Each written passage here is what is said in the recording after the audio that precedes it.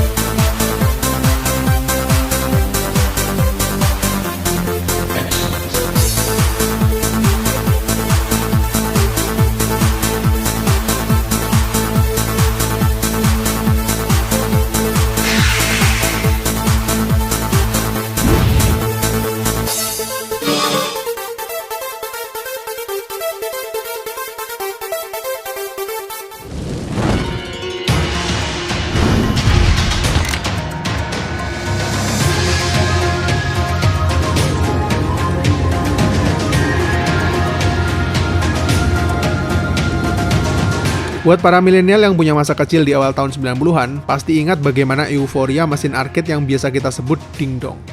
Khususnya karena fenomena Street Fighter 2 yang luar biasa gila di masa itu. Dan hampir setiap arcade center pada masa itu semuanya full dan ngantri cuma demi mainin game ini. Bahkan gak jarang juga gara-gara rebutan main game ini, atau ada player sok senior yang kalah dan gak terima, kita bisa bener-bener ngalamin street fighting yang sebenarnya.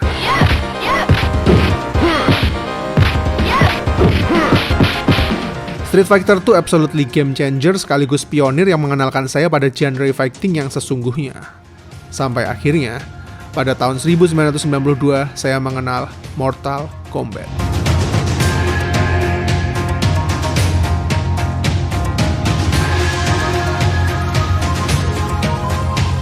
Saya pertama kali mengenal Mortal Kombat lebih awal justru dari Sega Genesis. Impresi pertama yang terlalu memorable dan sulit untuk dilupakan. Yang mana bagi saya, semua yang ada pada Mortal Kombat ini begitu ikonik.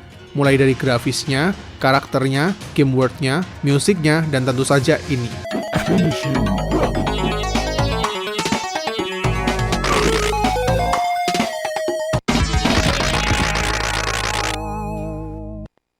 Mortal Kombat jelas menawarkan sesuatu yang benar-benar baru di masanya yang membuatnya sangat sulit untuk dihapus dari memori kita selamanya. Karena ini adalah experience yang serba pertama bagi para gamer pada masa itu. Tapi, selagi saya berkisah mengenai Mortal Kombat ini, tiba-tiba ada sebuah kilatan memori yang menyelinap dalam ingatan saya mengenai satu judul game, tepatnya setahun sebelum pengalaman pertama dengan Mortal Kombat, yaitu Pit Fighter. Itu karena Pit Fighter adalah pengalaman pertama saya melihat digitized grafik lewat sebuah konsol 16-bit. Saya bahkan masih merasakan di mana dopamin dan adrenalin saya saling berpacu pada saat pertama kali melihat grafisnya dan memainkannya. Mungkin bagi kalian yang lahir sebagai generasi Z sulit merasakannya, tapi coba bayangkan skenario pada masa itu. Setelah terbiasa beberapa tahun melihat grafis Super Mario maupun Contra, kemudian Sonic maupun Street Fighter, tiba-tiba ada sebuah game yang menawarkan grafis yang terlihat realistis pada masa itu. Saya ingat terus memainkan game ini berjam-jam tanpa henti, meskipun sayangnya saya nggak pernah berhasil menyelesaikan game ini. Karena tingkat kesulitan yang di umur saya waktu itu terlalu ekstrim, ditambah kontrol gameplaynya yang sangat nggak nyaman dengan segala keterbatasan animasinya. Namun ironisnya, justru rasa penasaran saya akan ketidaksempurnaan Pit Fighter ini akhirnya malah semakin menyempurnakan Mortal Kombat di mata saya. Pada masa itu, saya begitu jatuh cinta dengan semua hal yang ada di Mortal Kombat. Namun baru pada saat dewasa saya mulai berpikir kritis dan menyadari kenapa pada saat itu Mortal Kombat begitu banyak digandrungi oleh para remaja bahkan oleh orang dewasa sekalipun. Tentunya nggak lepas dari tren Hollywood lewat film-film layar lebar yang pada tahun 80 hingga 90-an sangat fenomenal dengan genre action dan martial art. Misalnya film Only the Strong yang dibintangi oleh Mark Dacascos, yang membuat saya pertama kali kenal dengan capoeira, hingga film legendaris yang sudah banyak dari kalian tahu, Bloodsport. Dengan casting legendarisnya yaitu Van Damme dan Chong Li. Maksud saya Bolo Yeung. Kalau kalian paham yang saya katakan, berarti masa kecil kalian sempurna.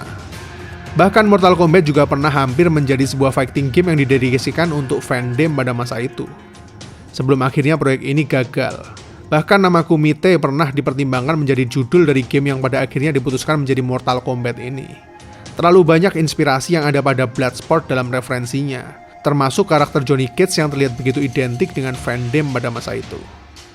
So, hal ini membuktikan bahwa perkembangan teknologi tidak pernah lepas juga dari sebuah culture di setiap masa, yang akhirnya membawa segmen video games menjadi beberapa level lebih tinggi. Yang mungkin jarang kalian sadari bahwa Mortal Kombat pada dasarnya sudah merevolusi video games yang awalnya hanya dianggap sebagai mainan anak-anak, telah bertransformasi menjadi hiburan dewasa berkat violence yang disuguhkan dalam seluruh gameplaynya. Yang puncaknya tentu saja adalah fatality. Yang akhirnya membuat banyak sekali reaksi kontra pada masa itu, di mana belum ada sistem rating untuk sebuah video games. Yang kontroversinya justru semakin melambungkan awareness dari brand Mortal Kombat itu sendiri, hingga akhirnya diciptakanlah rating game ESRB yang terus berlaku hingga saat ini. Setelah fenomena Mortal Kombat yang luar biasa dahsyat di masa itu, akhirnya muncullah berbagai jenis Mortal Kombat clone yang bisa dibilang hampir seluruhnya gagal total. Mulai dari game fighting yang animasinya super duper slow-mo, Kasumi Ninja, atau Tattoo Assassin yang sampai desperate melakukan obral finishing moves, yang diklaim punya 2196 jenis fatality, demi melawan Mortal Kombat. Bahkan Naughty Dog yang saat ini kalian puja dengan Uncharted series-nya, juga pernah membuat Mortal Kombat wannabe dengan nama Way of the Warriors. Dan masih ada puluhan judul lain yang gak kalah anehnya yang bisa dibilang semuanya gagal total pada saat itu. Lantas, apakah Mortal Kombat benar-benar perfect? Pada tahun 1993, saya baru menyadari bahwa Mortal Kombat ternyata tidak sesempurna itu. Setelah melihat standar baru kesempurnaan melalui dirilisnya Mortal Kombat 2 yang menurut saya pribadi flawless victory.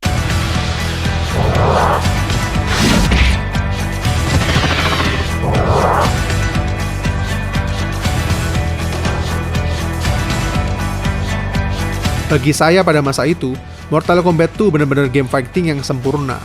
Anyway, bahkan bisa saya bilang bukan cuma sebuah game, tapi Midway ngasih kita the whole universe of Mortal Kombat.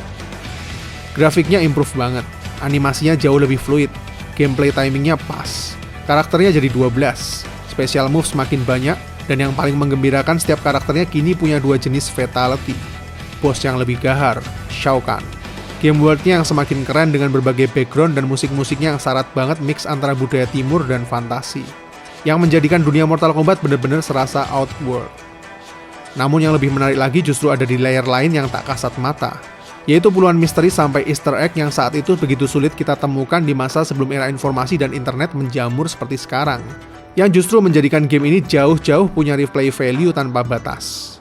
Coba bayangin deh, mereka nggak ngasih kode fatality dalam gamenya, belum marak internet, dan buku game import saat itu masih susah banget nyarinya. Kalau kita nggak punya koneksi maupun relasi, jelas makin susah buat ngerti banyak tentang Mortal Kombat 2 ini bro. Game-game zaman dulu itu serunya nggak cuma sebatas analog aja, tapi juga di dunia nyata, dan saya merasa beruntung pernah mengalami masa ini.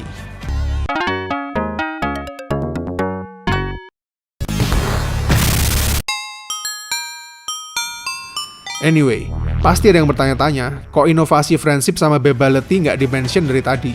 Simple aja, soalnya saya nggak suka. Kalau buat saya pribadi, 2 finishing move ini justru ngebikin seri Mortal Kombat sedikit kehilangan taringnya, dan terkesan kurang relevan dengan konsep gaharnya secara keseluruhan. But in the end of the day, Mortal Kombat 2 is the most favorite ever buat saya pribadi. Buat yang dari tadi ngerasa antusias dan related sama kisah saya, itu baru sebuah permulaan bro. Karena apa yang bakal kalian lihat dan dengar sebentar lagi bisa jadi bakal membuat kamu klimaks.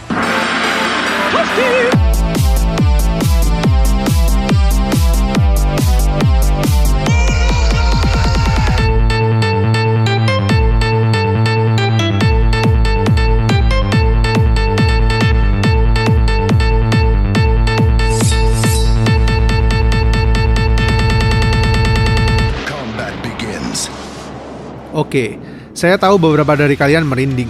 Reaksi kimiawi yang sangat wajar karena begitu banyak kenangan emosional yang secara spontan ditarik kembali dalam waktu yang begitu singkat. Kalau saya diberikan sebuah quick question, apa yang kamu ingat di tahun 1995? Dengan cepat akan saya jawab Mortal Kombat The Movie. Yang bisa saya bilang juga sebagai one of the best video game movie ever made, at least for gamer. Saya bahkan bisa merasakan hype Mortal Kombat The Movie bahkan sebelum film ini tayang.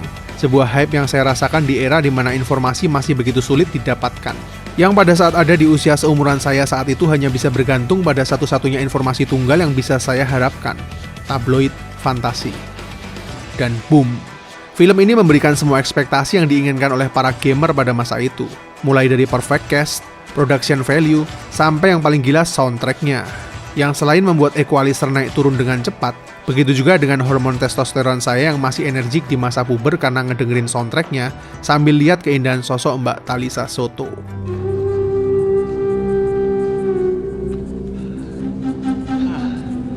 You know, when a woman looks at you like that, it usually means something.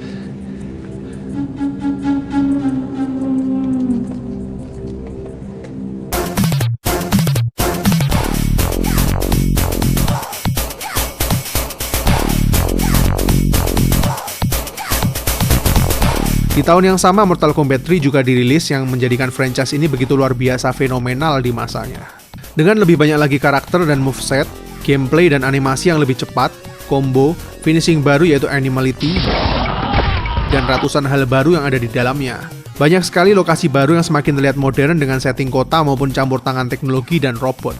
Yang sayangnya justru saya anggap terlalu banyak gimmick yang belum bisa menggantikan posisi Mortal Kombat 2 sebagai seri terbaik dari Mortal Kombat franchise. Setahun setelahnya dirilis lagi Ultimate Mortal Kombat 3, yang memberikan lebih banyak lagi karakter dan penyempurnaan, yang notabene tidak saya pungkiri memberikan upgrade yang signifikan dari seri sebelumnya. Kemudian setelahnya dirilis juga Mortal Kombat Trilogy, yang menandai sebagai puncak dari perkembangan teknologi sebelum bertransformasi ke dimensi selanjutnya, yaitu era 3D melalui Mortal Kombat 4.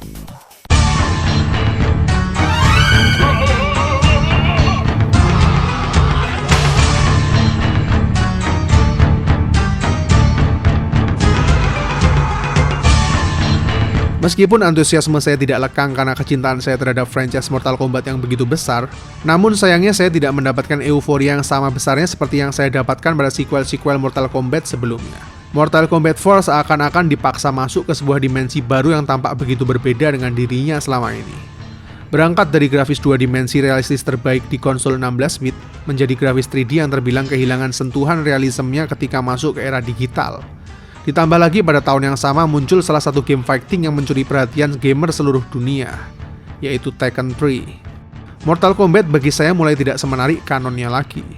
Meskipun saya masih cukup puas dengan banyaknya karakter baru yang menambah kesan fresh seperti Quan Chi, Shinnok, dan Fujin. Dan hal terpenting yang selalu ada dalam franchise ini, yaitu atmosfernya yang begitu kuat, dan syarat dengan ratusan misteri maupun easter egg di dalamnya. Bagi saya itulah yang selalu membuatnya menjadi Mortal Kombat. Namun untung saja di tahun yang sama, sebuah Mortal Kombat spin-off dirilis bersamaan, yang menawarkan genre action adventure dengan tetap mempertahankan style grafis digitize-nya yang dikombinasikan dengan background 3D, Mortal Kombat Mythology Sub-Zero. Yang bagi saya masuk dalam kategori game klasik yang sangat hardcore berkat difficulty yang luar biasa gila. Tapi bagi saya, yes, ini adalah Mortal Kombat yang saya kenal. Lin Kuei Warrior. Hingga akhirnya muncul sebuah proyek dengan kualitas yang seakan-akan dibikin sama anak magang yang ada di Midway, Mortal Kombat Special Forces. Mortal Kombat seri kelima Deadly Alliance dirilis pada tahun 2002, dan 2 tahun setelahnya Mortal Kombat Deception. Tahun-tahun hambar bagi saya pribadi yang saat itu sudah teralihkan oleh franchise Tekken yang semakin masif ekosistemnya. Hingga akhirnya pada tahun 2005, muncullah sebuah judul baru yang lagi-lagi masuk dalam kategori klasik di library saya, Mortal Kombat Shaolin Monk, yang menawarkan gameplay luar biasa dan game world-nya yang menawan.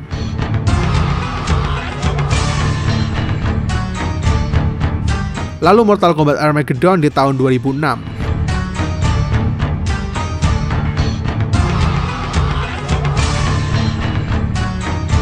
Kemudian proyek iseng lainnya yaitu Mortal Kombat versus DC Universe yang bagi saya hanya sebatas produk komoditas semata.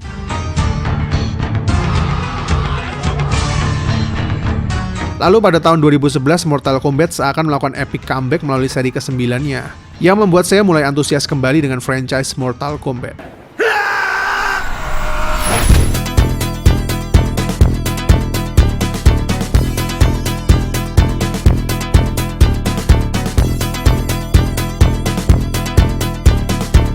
Pada tahun 2011 Mortal Kombat seakan melakukan epic comeback melalui seri ke-9-nya, yang sekaligus dimulainya era Mortal Kombat versi NetherRealm Studio. Yang mulai tampil fresh lagi dengan grafis superior, list fatality yang lebih kejam, dan inovasi baru yang dicintai semua fansnya, X-Ray Finishing Moves.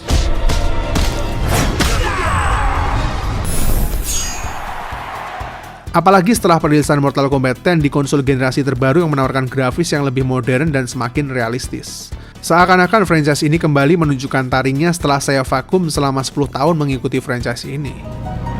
Finish him! Get over here!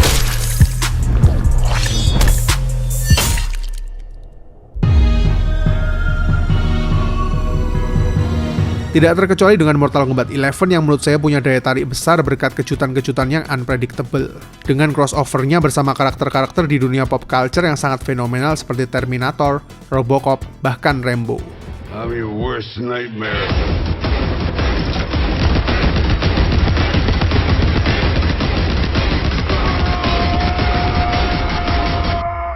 Yang jujur aja saya masih menantikan Mike Tyson masuk dalam deretan kejutan lainnya.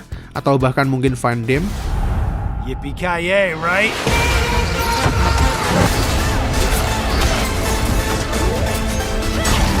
Recognize me, little brother.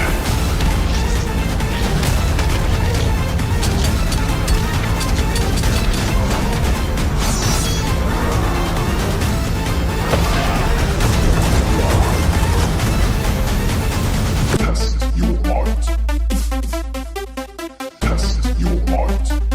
Dengan mulai berakhirnya era konsol generasi ini, dan mulai masuknya next generation konsol seperti Xbox Series X dan PlayStation 5, saya penasaran bakal dibawa kemana seri Mortal Kombat ini selanjutnya.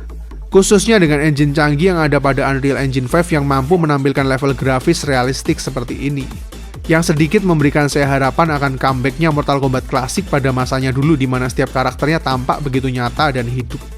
Belum lagi ditambahkan dengan kemampuan hardware generasi baru seperti Physics Engine yang real time seperti yang bisa kita lihat pada game seperti UFC. Di mana animasi setiap karakternya tidak akan selalu sama di setiap match. Membuat saya berpikir liar dan sedikit berfantasi mengenai Mortal Kombat Next Generation versi saya sendiri. Saya bahkan pernah membuat konsep Mortal Kombat versi fan-made dengan begitu detail berdasarkan teknologi kita saat ini. Di mana franchise ini seharusnya mulai kembali lagi ke akarnya saat Ed Boon sekitar 30 tahun yang lalu mendambakan membuat sebuah fighting game yang realistis melalui Mortal Kombat. Dan hey, sekedar mengingatkan, dengan kemampuan teknologi grafis yang ada pada Unreal Engine 5 yang dikombinasikan dengan Physics Engine saat ini, pada dasarnya saat ini mereka sudah mampu mewujudkan imajinasinya mengenai sebuah pertarungan yang hyper-realistik jika memang mau. Di mana grafis setiap karakternya tampak begitu nyata, dengan real-time Physics Engine, di mana setiap pertempuran gak lagi memerlukan energy bar sebagai parameternya, di mana setiap karakternya punya real anatomy human function, yang punya fungsi internal organ berjalan layaknya manusia nyata, hidung berdarah ketika terpukul, tangan yang tak bisa lagi dikendalikan karena patah oleh submission, kulit yang sobek karena goresan, gigi yang rontok, bahkan punggung yang patah karena back suplex di area konkrit. Namun pertarungan akan terus berlangsung selama darah masih memompa jantung setiap karakternya tanpa ada batasan waktu. Kecuali salah satunya kehabisan darah atau organ vitalnya nggak lagi berfungsi. Yang artinya, fatality bisa kamu lakukan kapanpun selama pertarungan berlangsung karena level kerealistisannya. Yang jelas akan menambah tension level yang sangat-sangat jauh berbeda dari video games yang selama ini pernah kita experience. Menurut saya, konsep fighting game seperti ini akan merevolusi kembali realism level dalam sebuah video game sama seperti yang pernah mereka lakukan melalui Mortal Kombat klasik 28 tahun yang lalu. Yang sebenarnya akhirnya bisa diwujudkan oleh teknologi kita pada masa sekarang.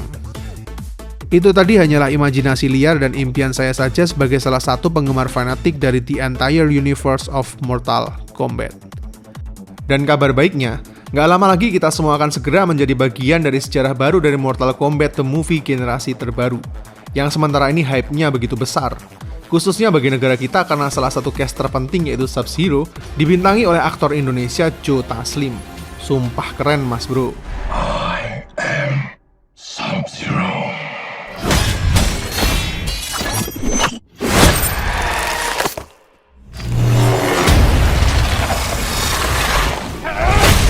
So far, deretan castingnya menurut saya termasuk perfect.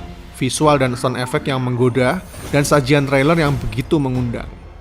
Mari kita berharap Warner Bros kali ini nggak bikin sebuah blunder kayak yang pernah terjadi di tahun 1997 lalu dengan dirilisnya sebuah joke berjudul Mortal Kombat Annihilation yang sesuai dengan judulnya, yaitu menghancurkan sendiri nama besar dari franchise ini. Mother, you're alive. Too bad you will die. Semoga aja Mortal Kombat generasi terbaru ini benar-benar mampu mengakomodir antusiasme para fans dan membuka pintu-pintu baru bagi franchise ini kepada banyak kemungkinan baru di masa yang akan datang. Saya Vian, see you in the next videos. Get over here!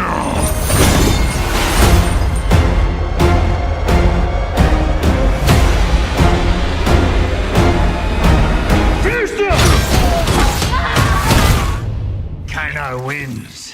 You fucking beauty.